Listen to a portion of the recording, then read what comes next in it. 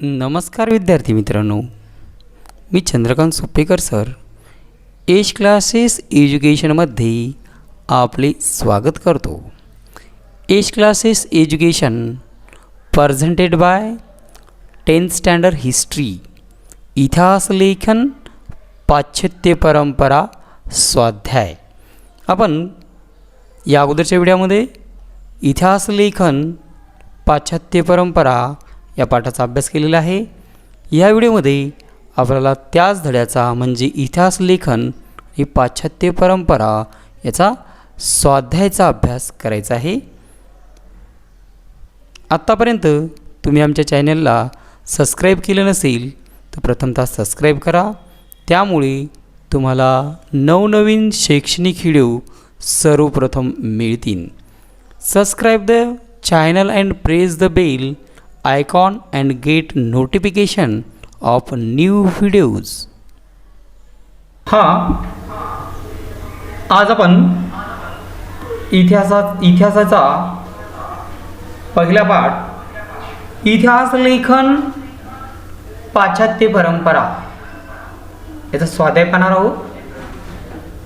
प्रश्न क्रमांक 1, दिलेल्या पर्यायापैकी योग्य पर्याय निवडून विधाने पूर्ण करा. तर यामधली पहिली रिकामी जागा आहे आधुनिक इतिहास लेखनाचा जनक. आधुनिक इतिहास लेखनाचा जनक टिंबटिंब यास म्हणता येईल. उत्तर, आधुनिक इतिहास लेखनाचा जनक व्होल्टेयर यास म्हणता येईल. रिकामी जागा दुसरी, आर्किओलॉजी ऑफ नॉलेज हा ग्रंथ टिंबटिंब यांनी लिहिला. उत्तर, आर्किओलॉजी ऑफ नॉलेज हा ग्रंथ मायकेल फुको याने लिहिला. प्रश्न पहिला ब, पुढीलपैकी चुकीची जोडी दुरुस्त करून पुन्हा लिहा. त्यामध्ये number 1, George William Friedrich Hegel, reason in history. Leopold von Ranke, the theory and practice of history. Herodotus, the histories. Karl Marx, discourse on the method. यामध्ये चुकीची जोडी दुरुस्त करून पुन्हा लिहा. यामधल्या ह्या तिन्ही जोड्या करेक्ट आहेत. यामधली चुकीची जोडी Carl Marx discourse on the method आहे आणि दुरुस्त केलेली जोडी, उत्तर दुरुस्त जोडी कार्ल मार्क्स दास कॅपिटल. त्यानंतर प्रश्न दुसरा, पुढील संकल्पना स्पष्ट करा. नंबर 1, द्वंद्ववाद. एखाद्या घटनेचा अर्थ लावण्यासाठी परस्पर विरोधी असे दोन सिद्धांत मांडून त्यातून योग्य तर्क लावला जातो. या मांडणीला द्वंद्ववाद असे म्हणतात. एखाद्या घटनेचा अर्थ लावण्यासाठी परस्पर विरोधी असे दोन सिद्धांत मांडून त्यातून योग्य तर्क लावला जातो. या मांडणीला द्वंद्ववाद असे म्हणतात. जॉर्ज हेगेल याने या सिद्धांताची मांडणी केली. दोन्ही परस्पर विरोधी सिद्धांताची उलट सुलट चर्चा केल्यावर दोन्ही सिद्धांतातील सार असलेली समन्वयात्मक मांडणी करता येते. असे न केल्यास मानवी मनाला त्या घटनेचे नीट आकलन होत नाही. उदाहरणार्थ, खरे खोटे, चांगले वाईट इत्यादी या पद्धतीत प्रथम एक सिद्धांत मांडला जातो. त्यानंतर त्या सिद्धांताला छेद देणारा प्रतिसिद्धांत मांडला जातो. थोडक्यात दोन परस्पर विरोधी विचारांच्या चर्चेतून जी समन्वयात्मक मांडणी होते त्या पद्धतीलाच द्वंद्ववाद असे म्हणतात. जॉर्ज हेगले यांनी हा द्वंद्ववाद सिद्धांताची मांडणी केलेली आहे. त्यांच्या मते एखाद्या घटनेचा अर्थ लावण्यासाठी परस्पर विरोधी असे दोन सिद्धांत मांडून त्यातून योग्य तर्क लावला जातो. याच मांडणीला द्वंद्ववाद असे म्हणतात. दोन परस्पर विरोधी सिद्धांताची उलटसुलट चर्चा केल्यावर दोन्ही सिद्धांतातील सार असलेली समन्वयात्मक मांडणी करता येते. असे न केल्यास मानवी मनाला त्या घटनेचे नीट आकलन होत नाही. थोडक्यात दोन परस्पर विरोधी विचारांच्या चर्चेतून जी समन्वयात्मक मांडणी होते त्या पद्धतीलाच द्वंद्ववाद म्हणतात. त्यानंतर ॲनॅलिस प्रणाली. 20व्या शतकाच्या सुरुवातीला फ्रान्समध्ये ॲनॅलिस नावाने ओळखली जाणारी इतिहास लेखनाची प्रणाली उदयाला आली. या प्रणालीमुळे इतिहास लेखनाला एक वेगळीच दिशा मिळाली. राजकीय अभ्यासाबरोबरच स्थानिक लोक तत्कालीन हवामान, व्यापार, शेती, तंत्रज्ञान, दळणवळण व संपर्काची साधने, सामाजिक विभागणी आणि समूहाची मानसिकता याचाही अभ्यास करणे महत्त्वाचे मानले जाऊ लागले. या विचार प्रणालीलाच ॲनॅलिस प्रणाली असे म्हणतात. म्हणजेच राजकीय अभ्यासाबरोबरच स्थानिक लोक तत्कालीन हवामान, व्यापार, शेती, तंत्रज्ञान, दळणवळण व संपर्काची साधने, सामाजिक विभागणी आणि समूहाची मानसिकता यांचाही अभ्यास करणे महत्त्वाचे मानले जाऊ लागले. या विचार प्रणालीलाच ॲनॅलिस प्रणाली म्हणतात. ॲनॅलिस म्हणजे वार्षिक इतिवृत्त. घटना या काळात घडली तिचा केवळ राजकीयच नव्हे तर तत्कालीन सामाजिक, आर्थिक इत्यादी सार्वजनिक अभ्यास पाहिजे असे मानणारी ही प्रणाली फ्रेंच इतिहासकाराने प्रथम विकसित केली. फ्रेंच इतिहासकाराने ॲनॅलिस प्रणाली प्रथम विकसित केली. त्यानंतर पुढील विधाने सकारण स्पष्ट करा. पहिला प्रश्न, स्त्रियांच्या आयुष्याशी निगडीत विविध पैलूवर विचार करणारे संशोधन सुरू झाले. उत्तर, इतिहास लेखनात पुरुष प्रधान दृष्टिकोनाचा प्रभाव होता. सीमा द बोव्हार या फ्रेंच विदुषीने इतिहास लेखनात स्त्रीवादी भूमिका मांडली. स्त्रीवादी इतिहास लेखनात स्त्रियांचा समावेश केला गेला. इतिहास लेखनाच्या क्षेत्रातील पुरुष प्रधान दृष्टी कुणाचा पुनर्विचार करण्यावर भर दिला. सीमा द बोव्हार यांच्या स्त्रीवादी भूमिकेमुळे स्त्रियांशी संबंधित नोकरी, ट्रेड युनियन, स्त्रियांचे कौटुंबिक जीवन यांच्याशी निगडीत विविध पैलूवर विचार करणारे संशोधन सुरू झाले. स्त्रियांच्या आयुष्याशी निगडीत विविध पैलूवर विचार करणारे संशोधन सुरू झाले. सुरुवातीच्या काळात भारतामध्ये जेव्हा इतिहास लेखनाची सुरुवात झाली तेव्हा इतिहास लेखनामध्ये पुरुषांचा पुढाकार होता. त्यामुळे ते स्त्रियांच्या समस्यांचा उल्लेख त्याने इतिहासामध्ये केलेला नाही. त्यामुळे नंतरच्या काळामध्ये सीमा द बोव्हार या फ्रेंच विदुषीने इतिहास लेखनामध्ये स्त्रीवादी भूमिका मांडली. स्त्रीवादी इतिहास लेखनात स्त्रियांचाही समावेश झाला. कारण या अगोदर पुरुषाने इतिहास लेखन केलं त्यामुळे पाहिजे त्या प्रमाणामध्ये स्त्रियांच्या समस्यांचा उल्लेख त्यामध्ये झालेला नाही आणि त्यामुळे इतिहास लेखनामध्ये स्त्रियांचा समावेश करण्यात आला. इतिहास लेखनाच्या क्षेत्रातील पुरुष प्रधान दृष्टिकोनाचा पुनर्विचार करण्यावर भर दिला.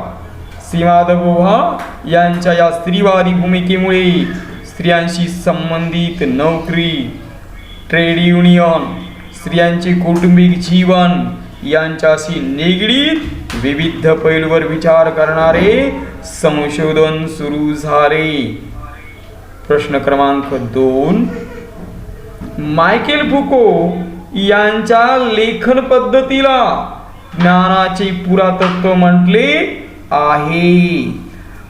उत्तर: मायकेल फुको यांनी कालक्रमानुसार इतिहासाची अखंड मांडणी करण्याची पद्धती चुकीची ठरवली.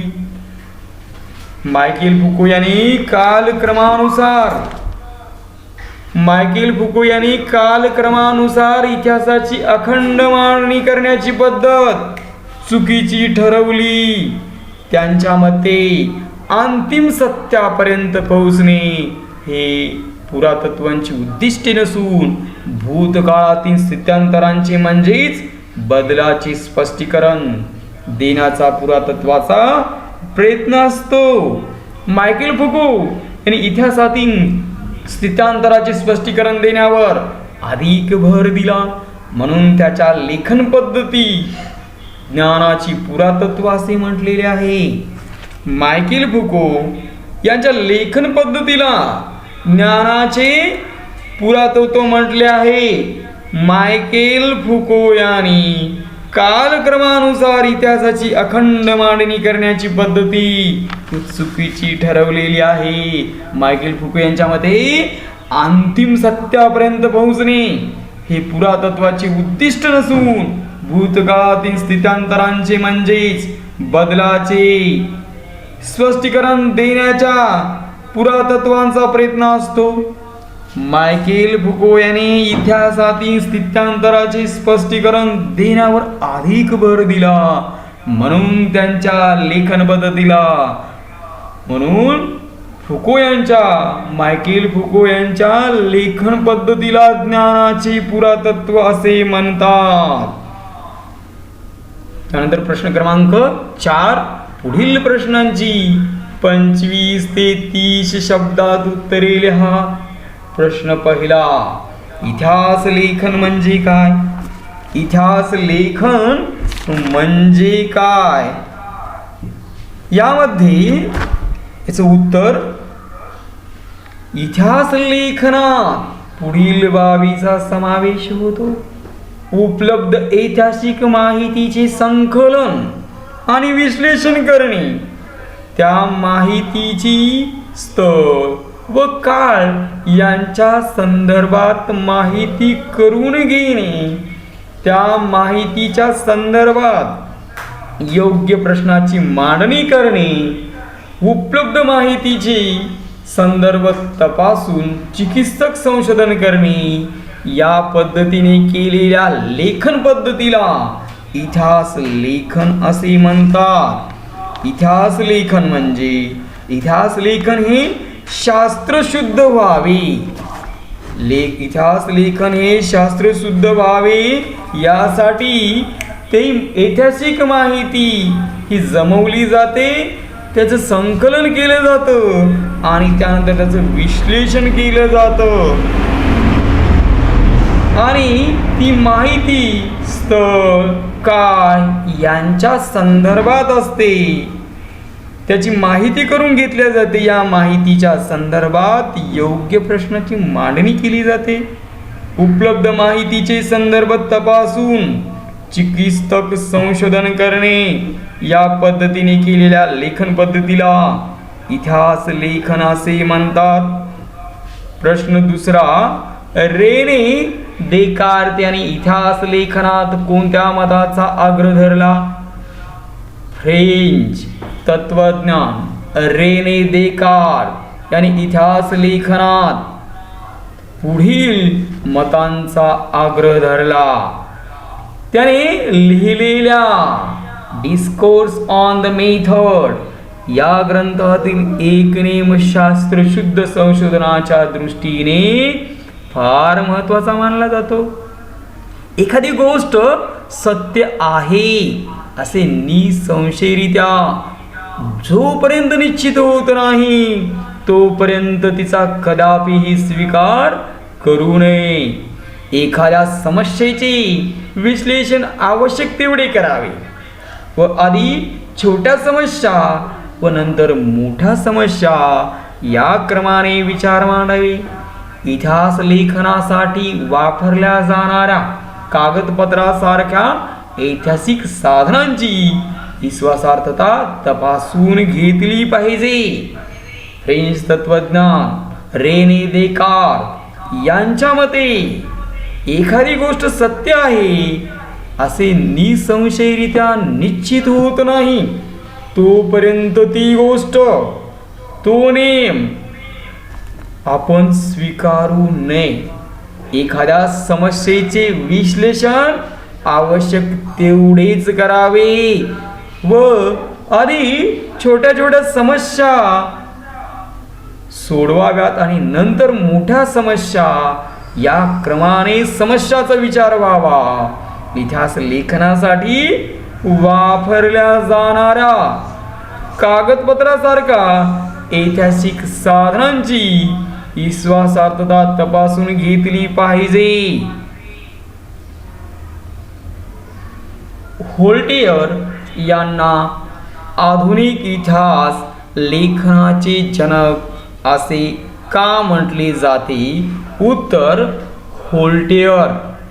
व्होल्टेयरच्या मते इतिहास लेखनासाठी वस्तुनिष्ठ सत्य आणि घटनाचा कालक्रम योग्य असायला हवे. वस्तुनिष्ठ सत्य आणि घटनाचा कालक्रम योग्य असायला हवा. तत्कालीन समाजाच्या परंपरा, शेती, व्यापार व आर्थिक व्यवस्था यांचा विचार होणे आवश्यक आहे. या त्यांच्या मतामुळे इतिहासाची मांडणी करताना मानवी जीवनाचा सार्वजनिक विचार व्हायला हवा. हा नवीन विचार पुढे आला म्हणून व्होल्टेयर याला आधुनिक इतिहास लेखनाचे जनक म्हणतात. व्होल्टेयर यांना आधुनिक इतिहास लेखनाचे जनक म्हणतात कारण व्होल्टेयर यांच्या मते वस्तुनिष्ठ सत्य आणि घटनाचा कालक्रम योग्य असायला हवा. तत्कालीन समाजांच्या परंपरा, शेती, व्यापार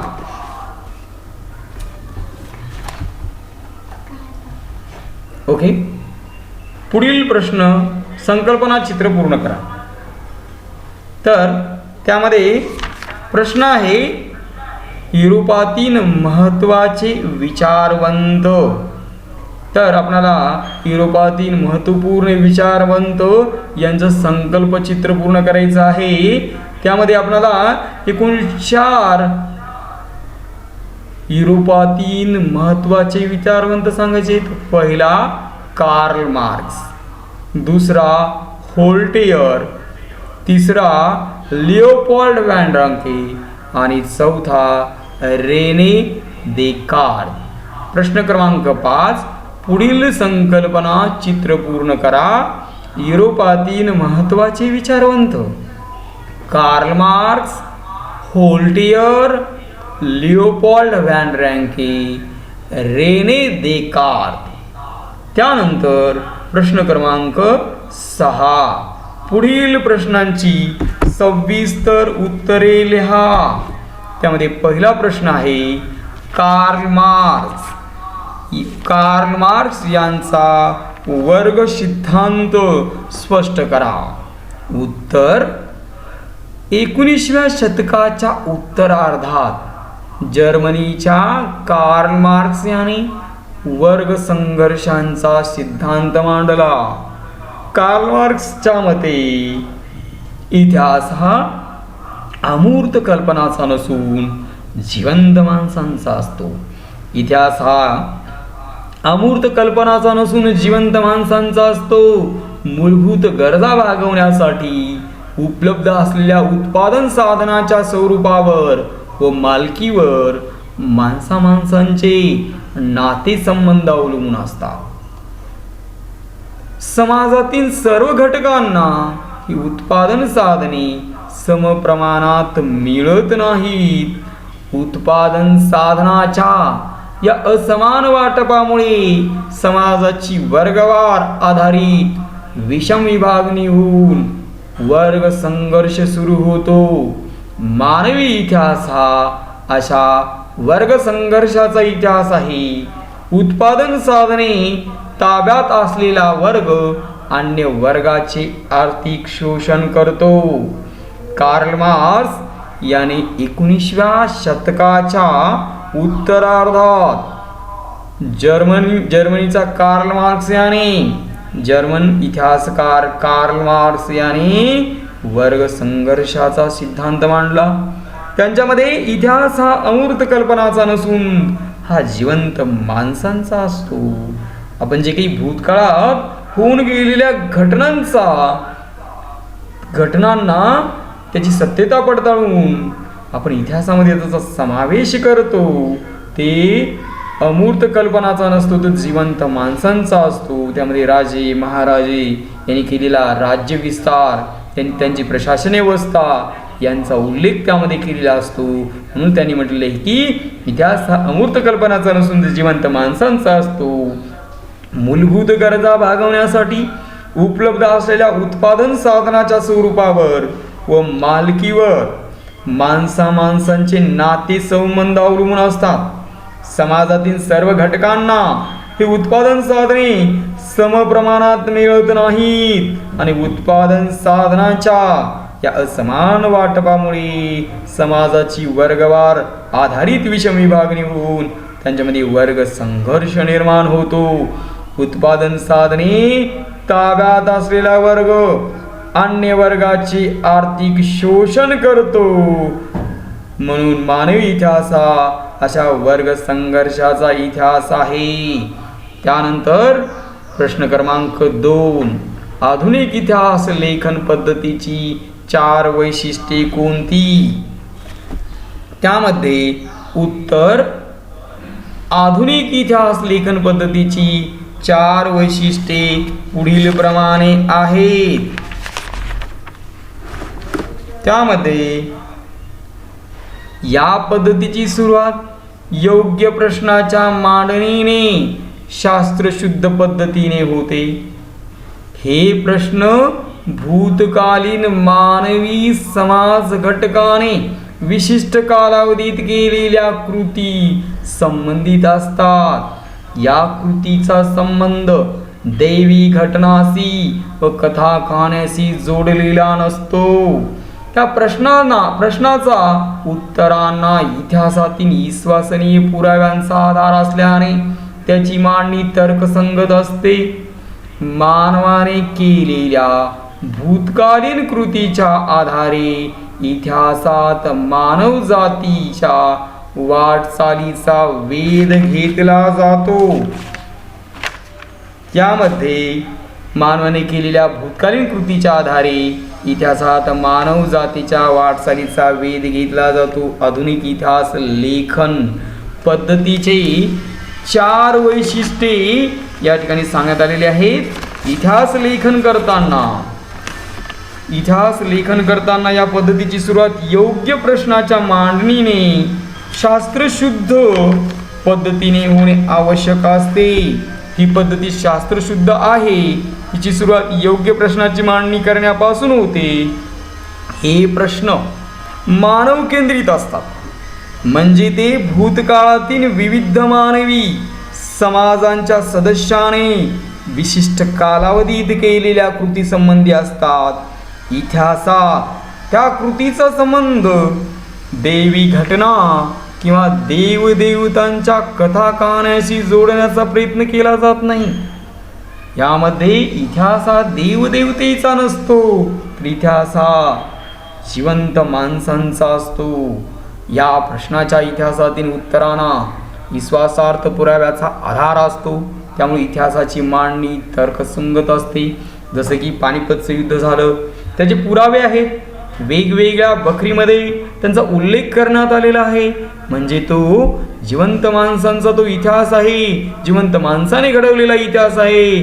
ते दैवी घटना किंवा देवदेवताच्या कथा कहाण्याशी त्यांचा काही संबंध नसतो. इतिहास हा मानव केंद्रित असतो. मानव जातीने भूतकाळात केलेल्या कृतीच्या आधारे मानव जातीच्या वाटचालीचा वेध इतिहासात घेतला जातो. त्यानंतर स्त्रीवादी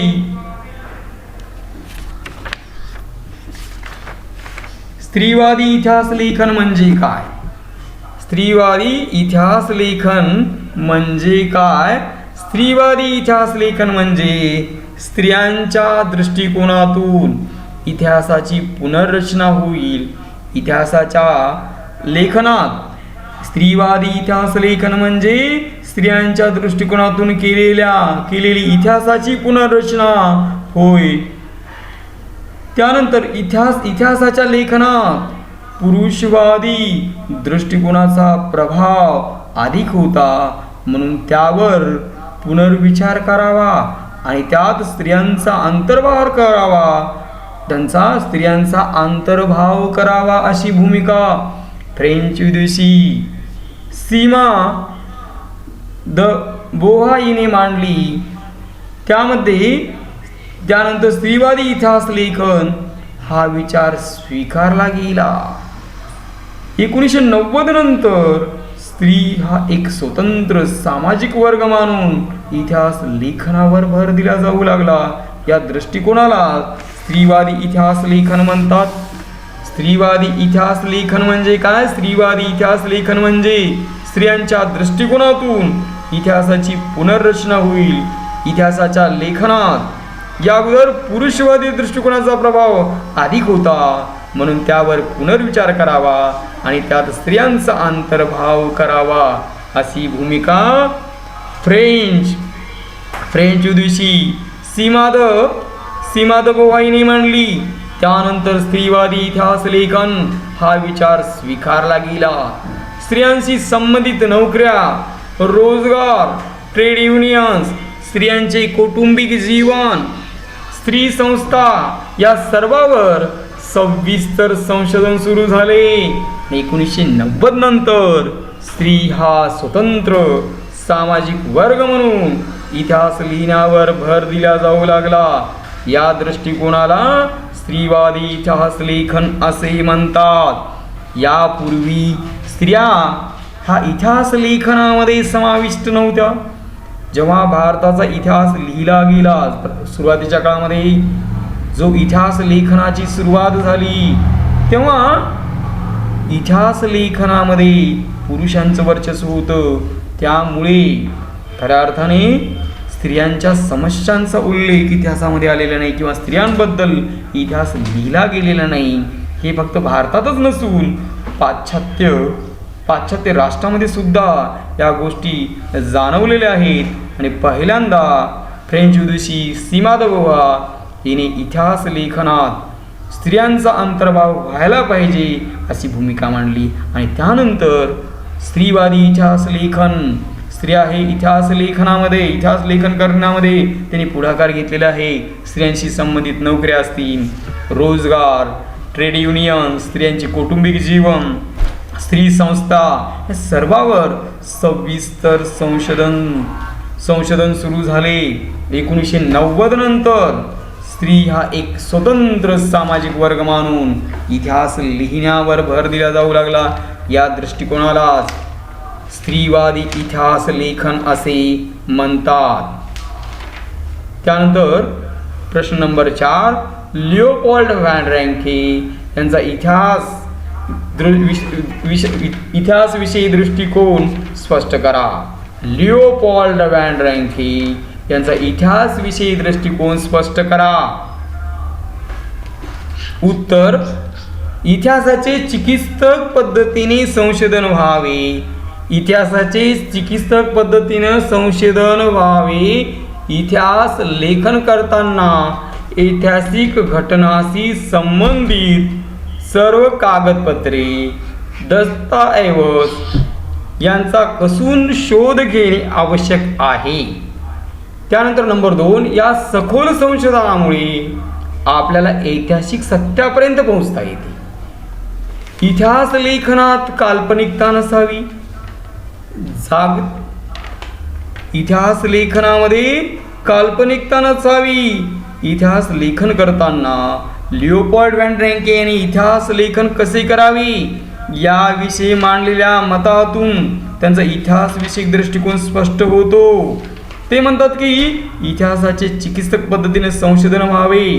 इतिहास लेखन करताना ऐतिहासिक घटनाशी संबंधित सर्व कागदपत्रे व दस्तऐवजांचा कसून शोध घेणे आवश्यक आहे.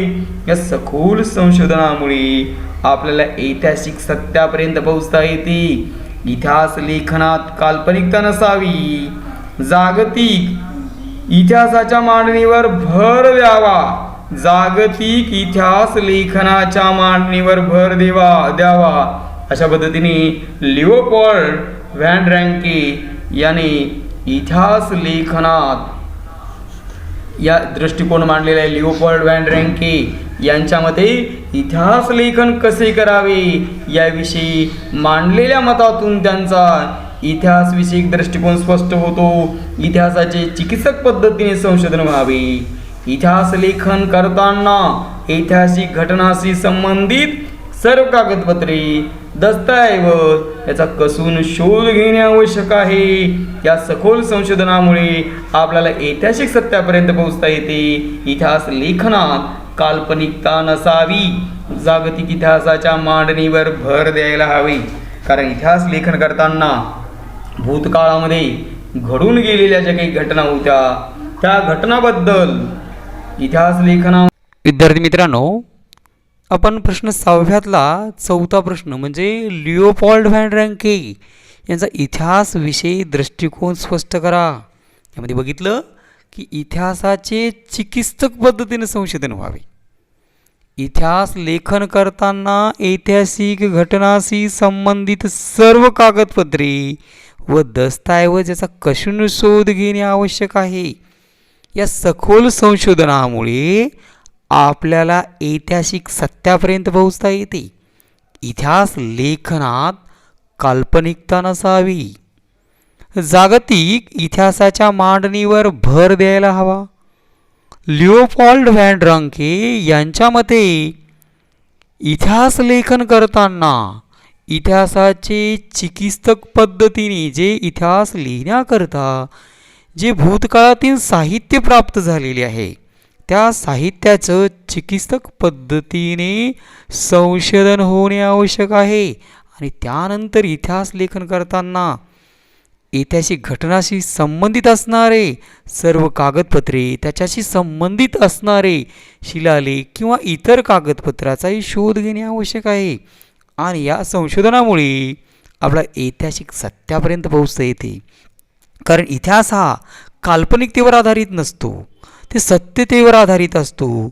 आणि भूतकाळात घडून गेलेल्या घटनाचा आपण जर आपल्याला याचे पुरावे सापडले तर त्या पुराव्याची तुलनिकदृष्ट्या जर आपण माहिती घेतली तर आपल्याला सत्यता कळू शकते. आणि जागतिक इतिहासाच्या मांडणीवर आपल्याला भर द्यायला हवा.